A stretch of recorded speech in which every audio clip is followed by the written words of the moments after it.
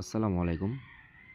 $১০০ থেকে আপনি কিভাবে $৩৫০০ পর্যন্ত বানাইতে পারবেন কম্পাউন্ডিং হিসাবের মাধ্যমে এবং আমরা ট্রেডগুলা করব এআই বটের মাধ্যমে, যার ফলে আমাদের ট্রেডের কোনো লস হবে না।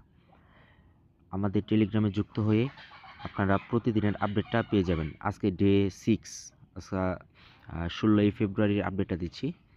আমার মূলধন হচ্ছে ১০৫.১০ সেন্ট। গতকালের আয় হচ্ছে 1.04।